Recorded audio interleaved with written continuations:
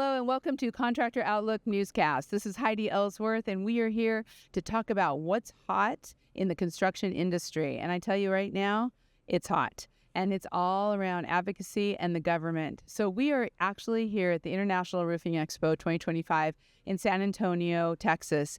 And we have asked our friends from the NRCA, National Roofing Contractors Association, with RoofPAC to come visit with us and talk to us from a government affairs side to really what's happening and how it's going to be affecting the construction industry. So, Deb, Duane, welcome to Contractor Outlook.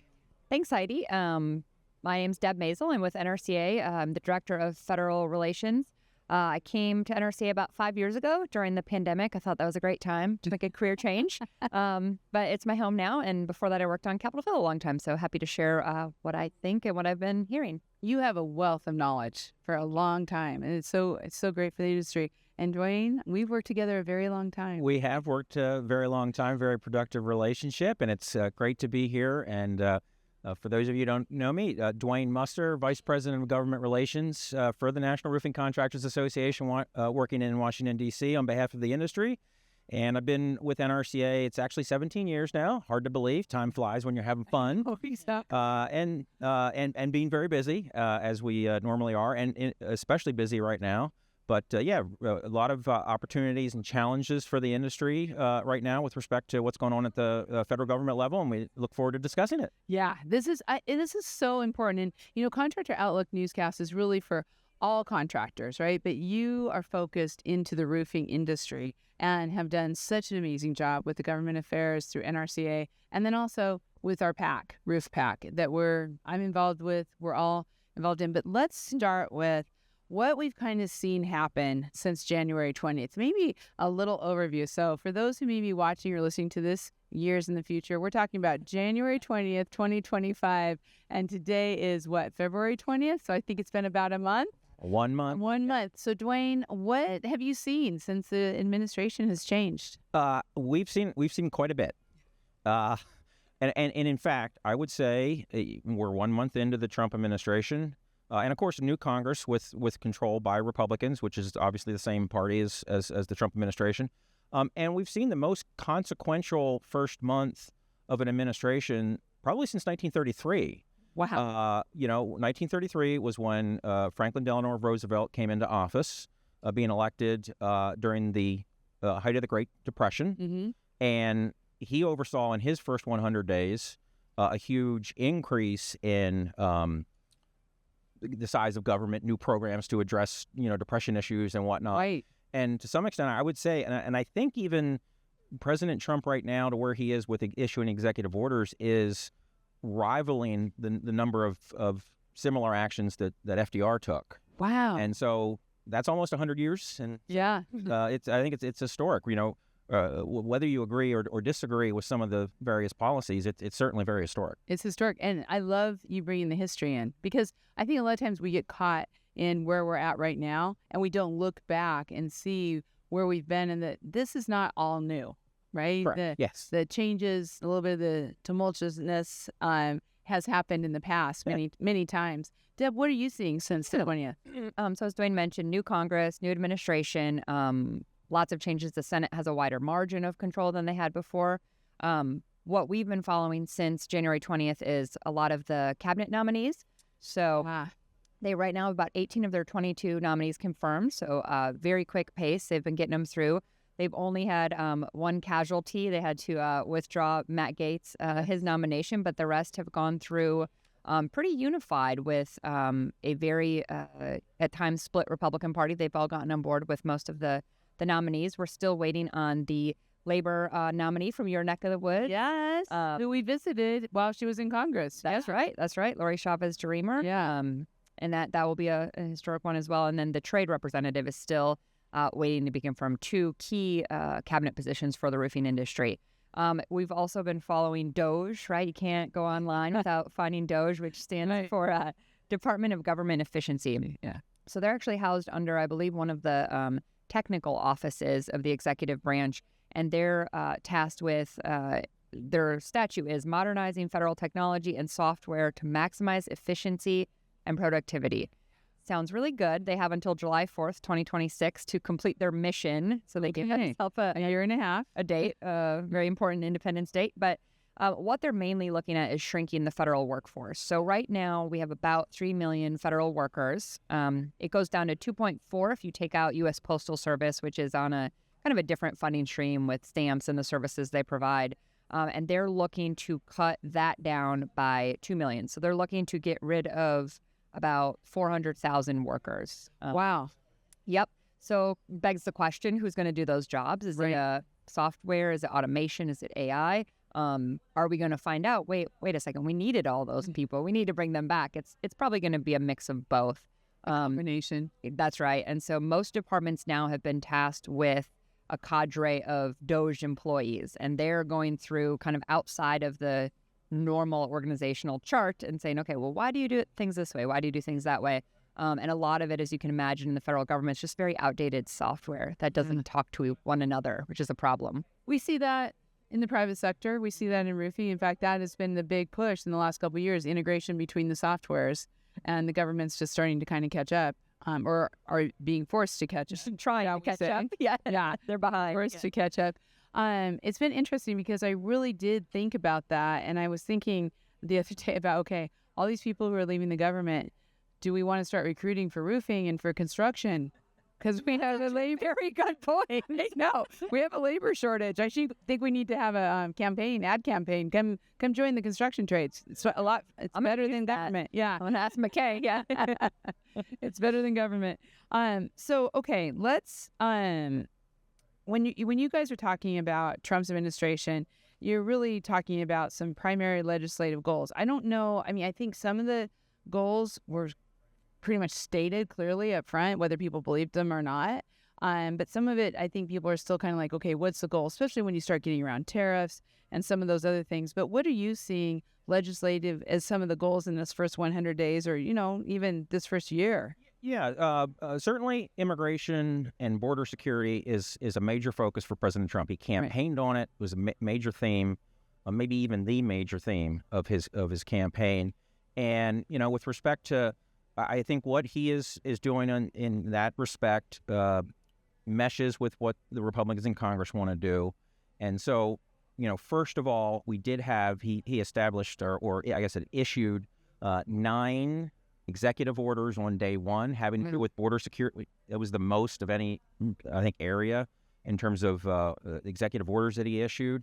And so and basically that focuses on stabilizing the southern border with what's been happening down there on the ground, and then also combating illegal immigration within the interior of the U.S.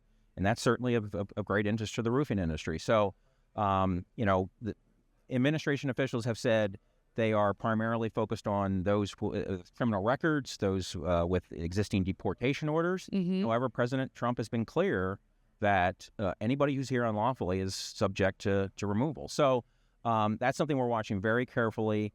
And with respect to legislation in Congress, Republicans are working on legislation that will include more funding for enforcement activities in that regard. And so that's going to be key. Wow. And what are you seeing as some of the other goals? Yeah, some of the other goals, tax reform is going to be key this year. We have a lot of provisions that were passed in 2017 when Trump was last in office that expire at the end of this year. So that's going to be part of any large package. Tariffs will probably be less likely to be dealt with during in a legislative vehicle. I think that will be more of an executive level decision. It will probably go up and down, and it will be hard to follow. Or at least, hard to predict, I should say. So I'm telling people, don't panic, just prepare, do what you would do with your business as just a normal business decision. Diversify your supply chain, know your customers, know your suppliers, and work with those relationships to try to figure out maybe you're getting a tariff this way, but maybe there's a way to alleviate some of the other day-to-day business challenges that you have, whether it's domestic permitting, tax reform, items like that. He didn't do any tariff announcements on day one, which was a little bit surprising, but he has gotten into those as we got a little further down the pike. But and I know we'll talk about tariffs a little more detail later. But I think that this year, the first year of any presidency, is the most likely to get anything done and through Congress, right? It's fresh off the election. They'll either do one bill that includes immigration, defense policy or reform, taxes, and All in one bill. energy, all in one enchilada. Okay. That's the House bill, or that's the House strategy right now, because they only have 1 or 2 votes to spare on their side. Trump has come out pretty strongly in support of the one bill strategy. The Senate, however, is proceeding with a 2-bill strategy currently. So today they're going to pass a budget that would first tackle immigration, energy, and defense, which they view as some of the more, I don't know if easy is the right word, but more of something that unifies their party a lot more than tax reform, which gets very technical and very in the weeds very quickly. Right. And we have I know when we have gone to roofing day in the past, taxing Main Street, tax reform, or not tax reform, but continuing the Main Street has been very, very important. So where do you see with the new administration and the Senate and the Congress, or the representatives, House of Representatives, where do you see NRCA and kind of the roofing industry aligning with what's, kind of supporting some of the things that are going on? And then what are some of the areas that we need to do some strong lobbying on to kind of help? So, Yeah, sure. I mean, certainly tax is an area where we align, and Deb spoke to that in specifics. We're very much in line on that. Regulatory policy, not necessarily legislative, but regulatory policy. President Trump has issued executive order with respect to eliminating 10 regulations for every new regulation they want to move forward on. And I think, generally speaking, that'll be in line with our views on regulatory policy. mm-hmm. And then I think some of the challenges are on immigration, not so much with respect to what's going on in enforcement, but with respect to legal immigration. Right. We have seen the Trump administration, with respect to temporary protected status, we have a lot of employees with temporary protected status, and also the DACA program. There's some challenges there as to how that's going to shake out with what the Trump administration wants to do and with what Congress wants to do. And then also we would like to see, as we made a focus of during Roofing Day, some a provision, some type of visa for legal immigration to meet workforce needs. And then also another area we think there's real opportunity with respect to workforce is the Workforce Innovation and Opportunity Act, which is federal legislation and a current law which provides funding that goes to state and local governments for workforce training programs. And it's different state by state because we want states to have a role. And we've seen some of our members take advantage of these programs to address their workforce needs, but many of them have kind of been stymied by excess bureaucracy and too much paperwork and not effective programs. So we've worked on legislation to reform the Workforce Innovation and Opportunity Act. We were very close, thanks to Roofing Day and members coming and advocating on Capitol Hill for the last, I think, three years, I believe.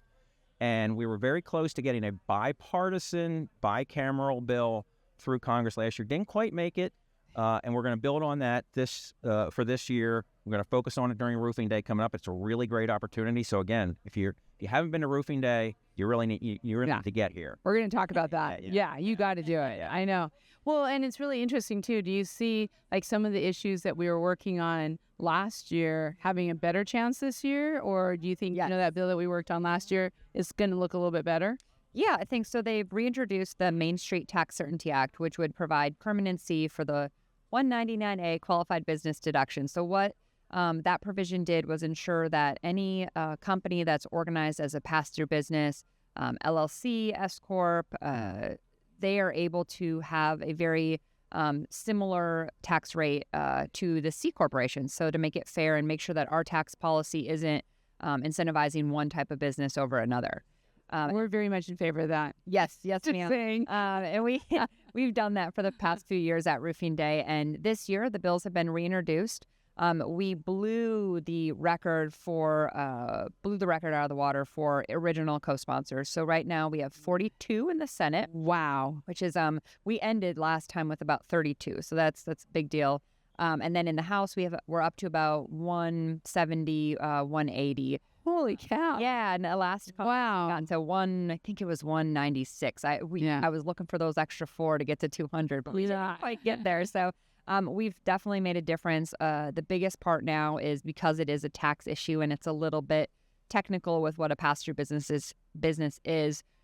We just need to get in the offices and talk through and educate those staffers on what it means to our industry.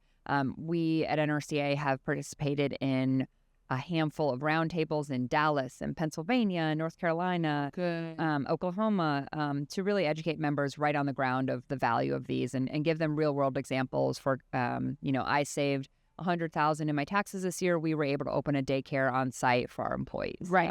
Real life examples. So making great progress. I think that's probably our best chance, just because it is an expiring provision. There'll be a catalyst to act. Yeah. And there's wide support for it. There's wide support. And it's pretty bipartisan, right? Yep. So in the House, in the House, we have bipartisan support. I think what we've heard from when we've talked to offices one-on-one is that they do support the provision, but they have higher priorities that they would like to see themselves focus on, whether it's the child tax credit or different individual items. So they don't oppose our bill. They're just less focused on it. That's what it says. Yeah. That's interesting. And that's why Roofing Day is so important as we go talk to our representatives. Absolutely. And I've been talking on this topic now for the last couple of years as we go in and visit with it and trying to get that put through. So, I want to kind of talk about the tariffs, because we are there, because I'm looking down through our questions. We've been answering our questions as we've been going, so this is very good. But let's everybody wants to know about the tariffs. Let's talk about that. Yeah. So Deb, why don't you start? What's going on? Yeah. So I know you said, what is a tariff? Who pays it? Essentially, the importing company pays the tariff to the government. So if you're Heidi Ellsworth and you want aluminum, for example, you have to pay a tariff as it comes in. We do, as a United States, when we send stuff out, other countries charge us tariffs to a varying degree on different products. It's usually a percentage of the product's value. So you probably heard a lot about 25% tariff on all imports from Mexico and Canada. That was a announcement in early February. The proposal was a 25% tariff on imports unless there was notable progress made on immigration assistance. So Mexico and Canada they came to the table and said, okay, these are the things we're going to do on immigration enforcement. So those tariffs are currently paused until March 4th. So if you get your supplies from Canada or Mexico, you might want to think, okay, can I get them domestically? Can I figure out a way to absorb those without raising prices on customers too much, but also making sense with your own business decisions? Fast forward, if you're trying to think about, okay, where's Trump's policy going to go next? Before he announced any tariffs after this Canadian and Mexico announcement, he released the America First trade policy. That is going to be his blueprint for where we go next. What it did was it tasked the Commerce Department, the U.S. Trade Rep, and the Treasury Department to take a very hard look at all the macroeconomic indicators of tariffs. So what do they mean on, supply chain challenges? What do they mean for small businesses? What are maybe critical components that we can only get from certain countries? And they are all putting that information together, and these reports are due on April 1st. Okay. So that's kind of the next, So March 4th, April 1st. Okay. And you'll all be hearing this March of 2025. This Contractor Outlook newscast. Yeah. So you're going to be right in the thick of it. Exactly. And then after the Canadian and Mexico tariffs were kind of put on hold on February 10th, Trump ratcheted back up, as expected, his tariffs on steel and aluminum. Right. So his first administration, they had steel and aluminum tariffs with a fair amount of exceptions based on a case-by-case, company-by-company basis. President Biden kept those in place. Now President Trump is continuing to keep those in place, but he raised those to 25%. He also took away, or he has said he will not be allowing as many exceptions this time around. So we'll see how that plays out. I don't know that there's been a ton of guidance on specifics, but we're watching for those. Let me ask you while we're on that one, let me ask you both a question about that, because we have metal roofing, metal siding, metal buildings in general are seeing a huge increase in demand because due to severe weather, resiliency, sustainability, all of those things. And so in talking to the metal suppliers, the manufacturers, there is a large concern about we are now seeing this high demand, yet now we're also going to be dealing with higher tariffs. Have you heard anything around that? And you're nodding. So Duane, I'm going to start with you, like how we can, kind of that really could have some huge effects on the construction industry. Yeah. It's uncertain right now, but it's certainly going to have impacts. I was talking with a metal manufacturer just 2 evenings ago here at our Roof Pack event, and he thinks it's manageable, but we don't know because this is a little bit of uncharted territory. So it's something we're watching very, very carefully and advising our members. Plan for this. Look for alternative suppliers where you can. There may be some exemptions. So that there may be opportunities there, but there's a lot of uncertainty and a lot of potential impact. So this is going to be a little bit of an uninformed question, but I'm just curious. What is you were just saying, this started actually in the first Trump administration, then Biden kept it, and now we're raising it again. What are some of the drivers for focusing on steel and aluminum? In that, is it to buy American? Can we buy American? What's the driver? Yeah, buy American. That's kind of that's the main goal around it. That's the main goal around a lot of these tariffs, not only to decrease the tariff or the trade deficit that America has, bring in additional revenue for the government. So our budget situation is pretty dire. I think if Trump's campaign promises of 10% universal tariffs and then 50% or higher on China tariffs, that would bring in about a little less than $4 trillion. So that could pay for a lot of the tax extensions and things like that. So protecting domestic manufacturing, hopefully incentivizing people to bring it back. Can we do it? Yes, but how long will it take to ratchet that up? Because now it's different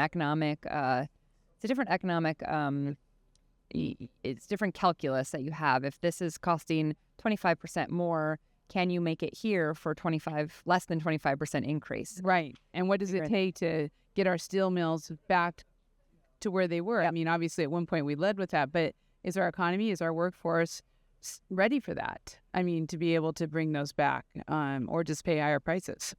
Yeah. Every company, every person will have to make that. Yeah, I know. I find it fascinating. There is one more tariff item I'll mention. Yes, please. Sorry. No, this is one to watch. So on February 13th, President Trump, which is similar to his campaign promise of 10% universal tariffs, he announced a fair, free, and reciprocal trade plan.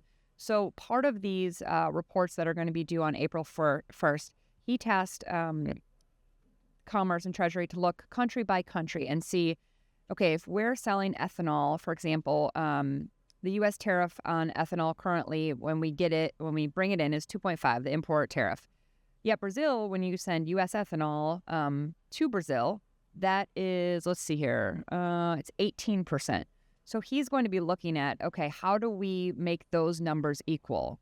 Or how do we negotiate, something with that country, whether it's a foreign policy action or a different driver of something else he's trying to get at. He's going to look at, okay, why are you charging us 18% to sell our products into your market, but we're only charging you 2.5%? So my advice is look at a country that, say you get a lot of, materials from Ecuador, for example. If you see that there's an imbalance there, you can expect that imbalance is going to be addressed probably in the April 1st announcement. So wow, I would look country to country on that. And so what kind of effect, keep going on that. And so what kind of effect, so if we are basically are looking for balance, that means we're going to be paying more when it's coming in.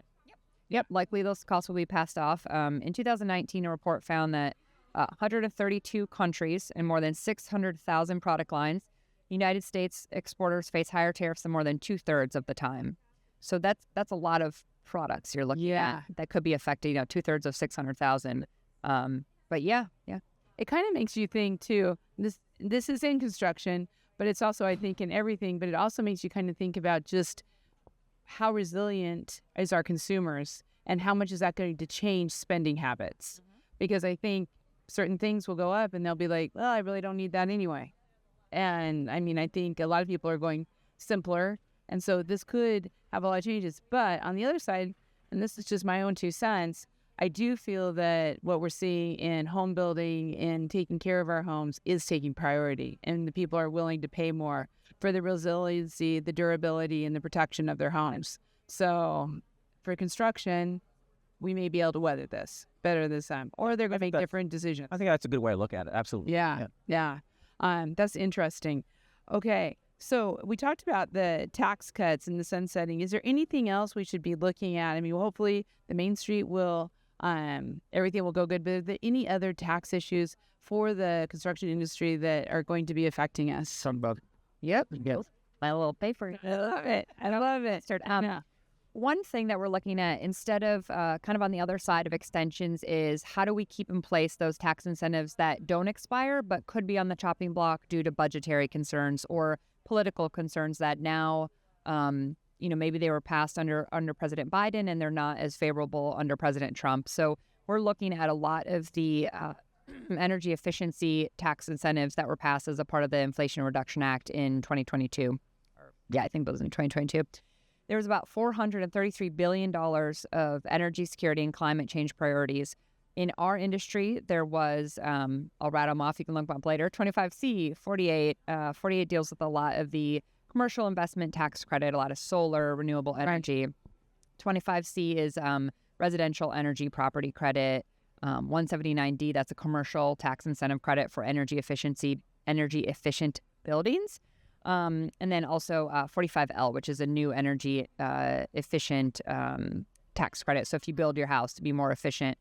For Roofing Day this year, which is April 8th and 9th, which we'll plug fully later. Yes. We'd love to have you.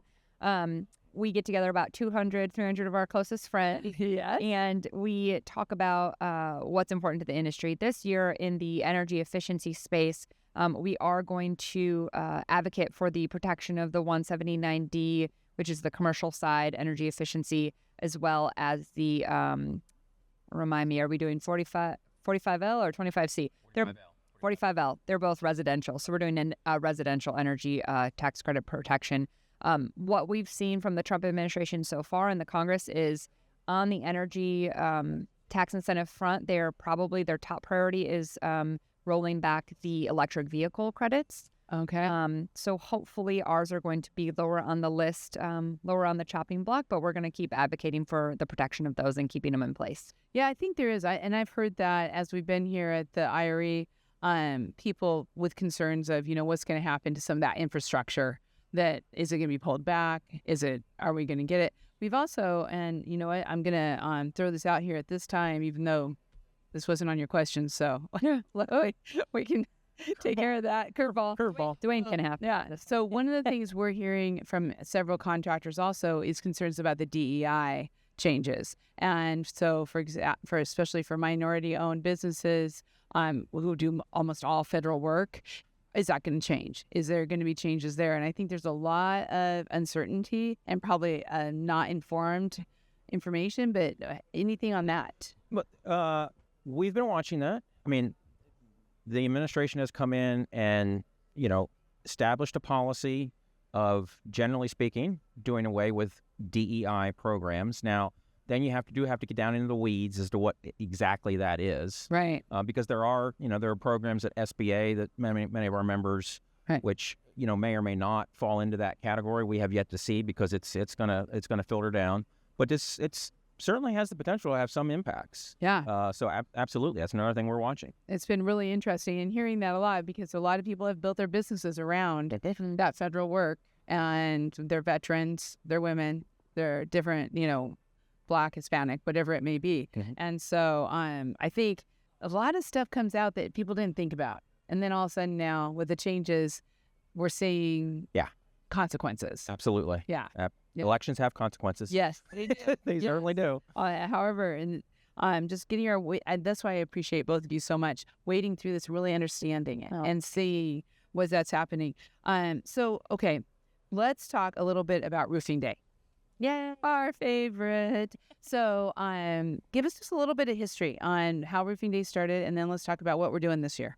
Do you want to do the history? I mean, the history is, we have always had some presence in Washington, D.C., but years ago, we would, have people come in, but it would mainly be just our board of directors and a few other leaders. When Reed Ribble, our former CEO, came to NRCA, he was, of course, in Congress for 6 years before that, and he really saw, since he was in Congress, he knew what was needed to take it to the next level, which is something that we had wanted to do at the staff level. But you do need to have investments for, to have money to bring to the table to do that. But we did. We ramped up what we call Roofing Day in D.C. Back the first year was 2018. We had over 400 people come to Washington, D.C. And we were, we've been doing it every year since, except for 2020 because of the pandemic. Right. And the pandemic set things back with respect to, people traveling and all whatnot. We still haven't gotten quite back to that 400 level, but we're hoping to do so or come close this year. I'm telling you. And there's a lot of interest. We need participation. So for those of you who are out there who haven't been to Roofing Day, this is really the opportunity to some extent of a lifetime. It's for your industry, and it's also for you as a U.S. citizen. I mean, you should come back and see how your government works, and democracy is a participatory sport. It is. It is. To definitely get involved, because there's so many other interests, there's so many other industries, and we're all vying for a finite amount of time of lawmakers and executive branch officials. Yeah. And they need to hear from us, and they need to hear from us in good numbers. They do. Yeah. And it is fun, and it is also so educational. You learn so much, and it's not hard. It's a little intimidating the first time, but then as you get to know it, they actually, working with the staffers and working with our legislators, they start remembering you a little bit, which I always find amazing. Yeah, definitely. At the end of the day, they work for you, and if you don't come and let them know what's going on in your industry, giving them data, giving them stories to back up their legislative goals, which are our legislative goals, you can bet your bottom dollar the industry across the street is, or your competitor, or someone that's, has a different point of view on a certain policy that might be different from your own. So as many people as we can get to Roofing Day. Right now, we're above pace on our registration. We have about 130 people signed up, which most people don't usually focus on it till after IRE, so I expect that number to tick up. Oh, yeah. Thank you for all Roofers Coffee Shop does to support us while we're there. You guys have been coming more forever with a huge group, so we appreciate that. But very simple program. You fly in on April 8th. So we have a small training program, get you just comfortable with, here's where things are, here's how much time you're going to have, start with an opening script. And we give you all the tools. We also give you a background, which I would say is maybe a little less important, but in the weeds on the policy issues. Yeah. But they just want to hear from you. Yeah. You don't need to know that Section 45L is important to you. You need to know that energy efficiency for a home is important to you. And compared to what you're doing. And and right now, I can't emphasize enough for all the people I've talked to who are so worried about immigration, as we all should be, and our workforce, and the people who are families who have worked in companies in roofing. Now's the time to go back and tell their story. So it's not just about you going back; it's also taking your field workers. Absolutely. Yes, we have encouraged people to bring field workers. We've had a number of members who have done so. Contractors who have brought, and manufacturers who have brought field workers or line workers, and they talk about how the experience for them as a company is really off the charts. Yeah, because of the reception that they get. Your lawmakers want to hear from you. I mean, there's always a few exceptions, but by and large, your lawmakers want to hear from you. Yeah, whether it's at Roofing Day or whether it's back home at other times of the year. And they want to know what's affecting you at home. And we've seen that for our own thing in Oregon. When we talk to the legislators, they want to know what's happening in Oregon. And immigration is a huge issue everywhere, but I know it is in Oregon very much so. So that's the time, or energy efficient, or taxes, helping us. Something for everybody. Stay fair. So to get signed up, how do they do that? www.nrca.net/roofing day. Perfect. There might be a plug on Roofers Coffee Shop website. I'm not sure if there's a link, but you could use it there. If you have any questions, my email is on there, I believe. Just shoot me a note and say, hey, what hotel do I fly? What hotel do I go to? What airport do I fly into? Hey, I want to give a tour. I want to go tour the Capitol or the White House. Can you do that? Or the architectural walk. Or the architectural walk on Thursday. We do a really cool durable slate-led walk. And this year's also, pro tip, you may not have realized, it's scheduled to be peak cherry blossom season while we're there. And it's never happened the whole time I've been going. I'm excited. If the weather cooperates, we will see if it's not freezing. It's beautiful when there's the peak cherry blossom. Yeah. So I think it's going to be a really nice time. That is awesome. Check it all out. If you look on Roofers Coffee Shop in the directory for NRCA Roof Pack, you'll find all this information, or on the NRCA directory. And speaking of Roof Pack, I would be amiss if I didn't say, whether you are a contractor in roofing or a contractor in another trade, all of the construction trades have lobbyists like these folks who are supporting us and helping us with advocacy and to get organized to help with the issues of our industry. So please look for your packs. If you're in roofing, please check out Roof Pack and be a donor, be an NRCA member, and get involved, because it's not a democracy is a participatory sport. He's saying it's so much better than me. We gotta have participation. We gotta have it Roofing Day and supporting Roof Pack and our advocacy program. We're there to represent you, but it needs to be all working together. Yeah. And Heidi, you are a big donor of Roof Pack as well, so thank you very much. She's not just telling you, she's doing what she's asking. Absolutely. I believe in it, and and I have to say, for knowing I'm from Oregon, sometimes people may say, what part of that West Coast? But I have to tell you, what you guys do is so focused on the industry and so wonderfully bipartisan. You just do absolutely the most amazing job, and you really represent. So thank you. Well, we represent a great industry, and so that makes it. It's always a challenge, but working for such a great industry makes it doable. It really does. We all come together. Yeah. And you know what? You don't hear that a whole lot today. So it's happening in roofing. There you go.